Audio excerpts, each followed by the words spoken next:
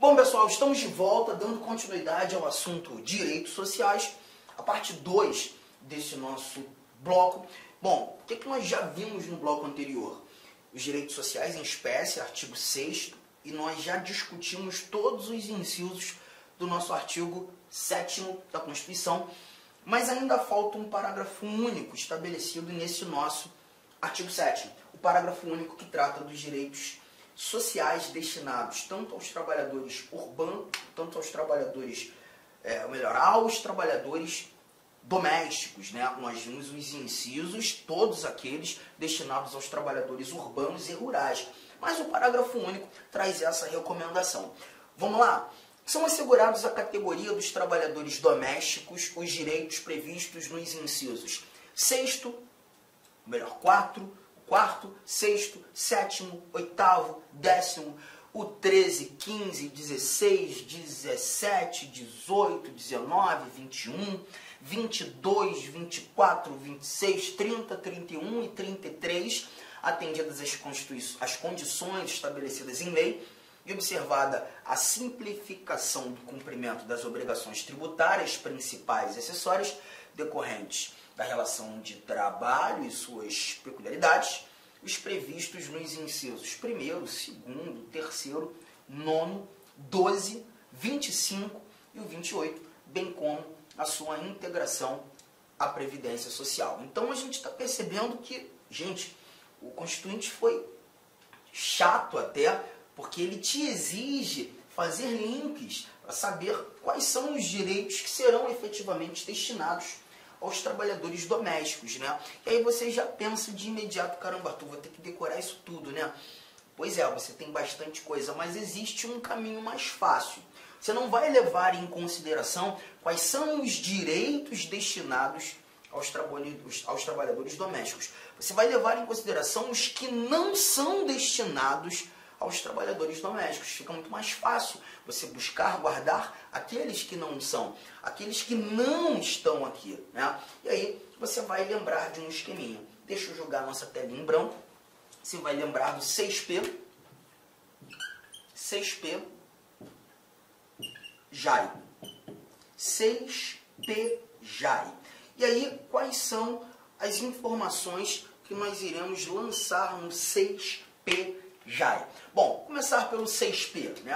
Quando você fala de 6P, você leva em consideração aqui, ó, o piso salarial, ele não é citado. Você também vai trazer aqui a participação nos lucros, ele também não foi citado, e é bem lógico, né, levar em consideração que a atividade ela não é econômica, ela não é lucrativa. A proteção ao mercado de trabalho da mulher, a proteção ao mercado de trabalho da mulher, nós também não vimos. Nós temos a proteção em face da automação, a proteção em face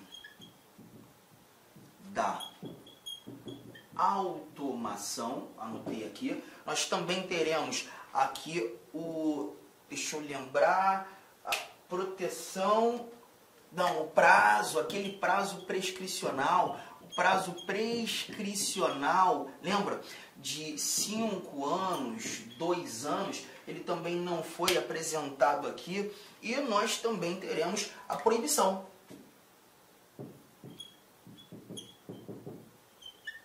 do trabalho, proibição de distinção, né? De distinção do trabalho manual, técnico e profissional, ou intelectual, desculpa, intelectual, ou dentre os profissionais. Então a gente já tem os 6 P's aqui, ó: piso salarial, participação nos lucros, proteção ao mercado de trabalho da mulher, proteção em face da automoção, o prazo prescricional, proibição de extinção de trabalho manual, técnico e intelectual. Para fechar, a gente tem aqui o JAI, 6P, JAI. Aqui você vai lembrar daquela jornada de 6 horas, turnos ininterruptos, né? E também não faz muita, não tem relação ininterruptos, não tem relação com o trabalho doméstico. O adicional de periculosidade, insalubridade e penosidade, e a igualdade do trabalhador com vínculo permanente. Deixa eu colocar logo o trabalhador permanente e avulso. Então, gente, muito importante você guardar todos esses dados que aqui estão. O 6PJAI, tá? Isso aqui facilita a nossa vida, facilita a nossa memorização. A gente percebe que são vários os direitos trabalhistas destinados aos trabalhadores domésticos. Vários são. E aí, com esse esquema, fica muito mais fácil nós lembrarmos quais não são.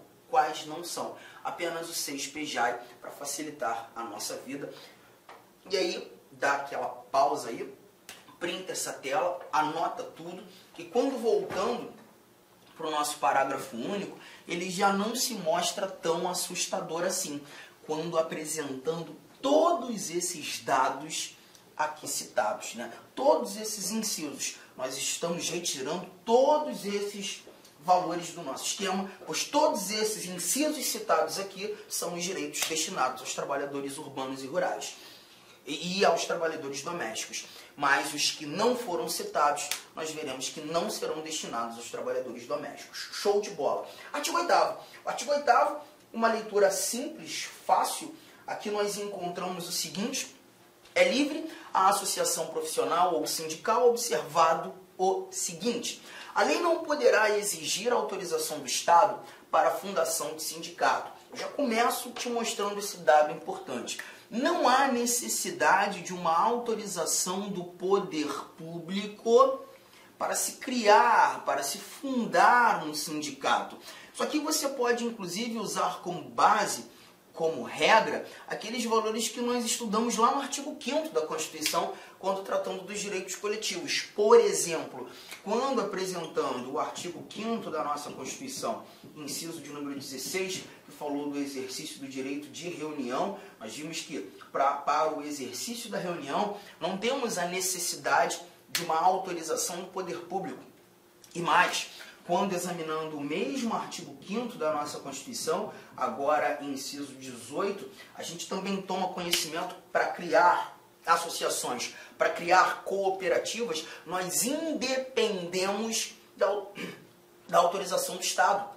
Lembram disso? Então, para exercer reunião não tem necessidade da autorização do poder público. Para criar uma associação, para criar um sindicato, nós não temos a necessidade da autorização do poder público. Para criar um sindicato, para fundar um sindicato, a mesma ótica. Nós não teremos a exigência da autorização do Estado. A lei não poderá exigir a autorização do Estado para a fundação de sindicato. Arthur, mas tem uma ressalva aqui, né? Um ressalvado aqui que eu não entendo. Ressalvado registro no órgão competente. Quando você lê essa ressalva leva em consideração que todo sindicato deve ter personalidade jurídica. Então, se nós buscamos fundar um sindicato, que ele tenha personalidade jurídica, seu registro junto ao órgão competente, e aquele grupo, aquela pluralidade de indivíduos, busquem ali a junta comercial do Estado para fazer o registro daquela personalidade jurídica, de maneira mais informal, buscar um CNPJ, né? Vedadas ao poder público a interferência e a intervenção na organização sindical. Essa informação última ela é muito próxima daquilo que a gente estudou para as associações e para as cooperativas lá no artigo 5º. Só para te lembrar, o inciso 18 do artigo 5º ele diz que a criação das associações e, na forma da lei, a de cooperativas independem de autorização. Vedada a interferência estatal em seu funcionamento. Então, a gestão de uma associação, a gestão de um sindicato, a gestão de uma cooperativa particular. Não há essa ingerência do Estado.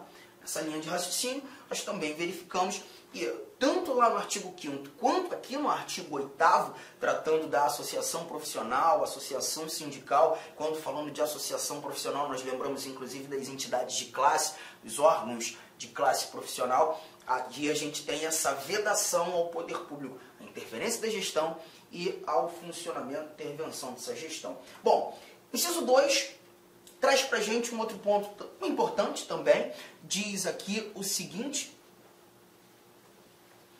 que é vedada a criação de mais de uma organização sindical, é vedada a criação de mais de uma em qualquer grau representativa de categoria profissional ou econômica, na mesma base territorial, que será definida pelos trabalhadores ou empregadores interessados, não podendo ser inferior à área de um município. Então vamos imaginar que aqui você é um profissional da categoria X e você é sindicalizado, o sindicato que está aqui em Cuiabá, né?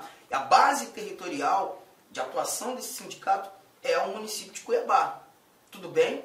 Mas num determinado momento você passa a exercer suas atividades em Rondonópolis, um município que é até distante daqui, né, da nossa capital, e ali em Rondonópolis nós não temos uma organização sindical. Seria possível criar uma organização sindical em Rondonópolis para tutelar os direitos dessa categoria X em Rondonópolis? Sim, seria possível. Só não é possível criar uma outra organização sindical para atender essa mesma categoria aqui em Cuiabá, pois nessa base territorial, que não pode ser inferior à área de um município, nós não temos, ou melhor, nós já temos uma organização sindical. Então tome cuidado, é vedada a criação de mais de uma organização sindical na mesma base territorial. Tá? E essa organização sindical, qualquer grau representativo de categoria profissional ou econômica.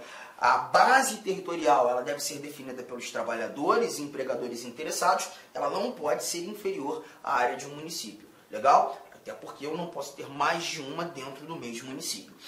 Terceiro inciso, a gente já tinha lido, diz pra gente que ao sindicato cabe a defesa dos direitos e interesses coletivos ou individuais da categoria.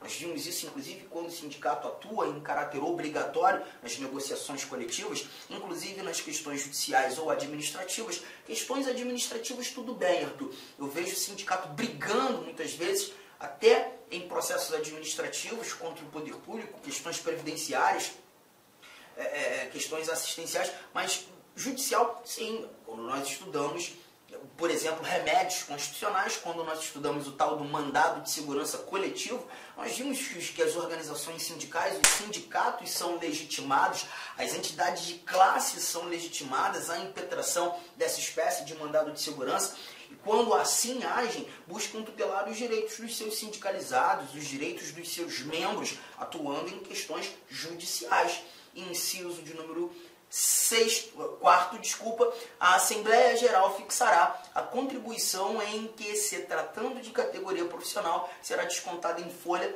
para custeio do sistema confederativo da representação sindical respectiva, independentemente da contribuição prevista em lei. Essa contribuição prevista em lei é aquela contribuição mensal que o sindicalizado ele já arca justamente por estar ali, por desejar estar ali. E lembre-se, gente, que ninguém será obrigado a filiar-se ou a se manter filiado em sindicato.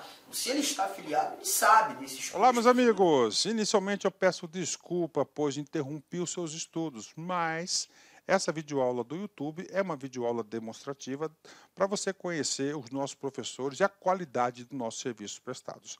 Eu sou o professor Lac, especialista em concurso público, concurseiro profissional, que somente em 2022, eu já fui aprovado em 9 concursos públicos. É isso mesmo, estou aqui para te ajudar.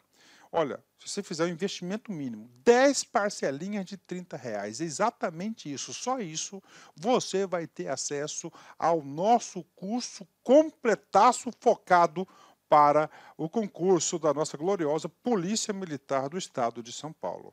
E eu tenho certeza absoluta que este curso você vai conseguir adquirir o conhecimento necessário para fazer uma excelente prova. Então espero vocês aqui na Lac Concursos. Fique com Deus, um forte abraço. Tchau, tchau.